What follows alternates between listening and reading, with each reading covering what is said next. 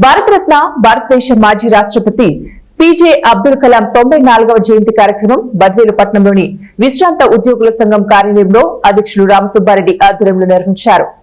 ఈ సందర్భంగా వారు మాట్లాడుతూ 1931వ సంవత్సరం సెప్టెంబర్ 15వ తారీఖున తమిళనాడు రాష్ట్రంలోని రామేశ్వరం గ్రామంలో పుట్టి పేదరికం అనుభవించి రాష్ట్రపతి స్థాయికి ఎదిగిన మహనీయుడని అన్నారు. అబ్దుల్ కలాం చేసిన సేవలకు భారత ప్రభుత్వం అవార్డిచ్చి సన్మానించిందని అన్నారు. గుండె జబ్బుల నివారణకు స్టంట్ కనిపెట్టిన మహనీయుడని అన్నారు.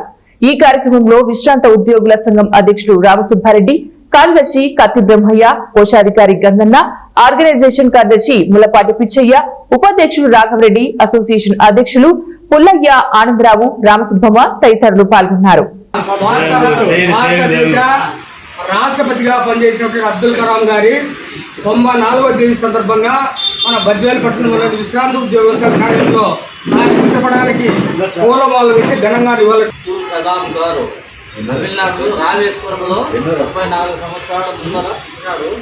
ఆయన పేరు అబుల్ ఫకీర్ జైనులాబ్దీన్ ఫకీర్, పూర్తి పేరు.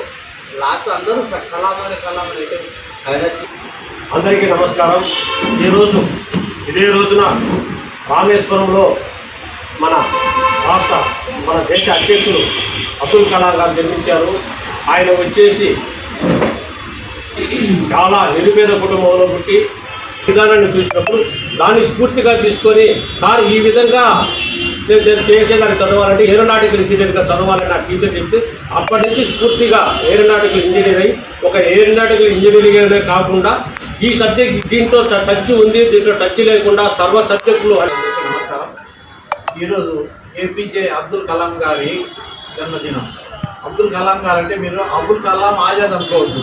ఆయన స్వాతంత్ర సమరంలో పాల్గొని ఆయన కూడా గొప్పవాడే, విద్యాశాఖ మంత్రిగా పనిచేస్తున్నాడు. ఆయన కాదు, ఈయన అబ్దుల్ కలాం గారు. ఈయన పూర్వ రాష్ట్రపతి, గతంలో రాష్ట్రపతిగా పనిచేసినటువంటి గొప్ప వ్యక్తి.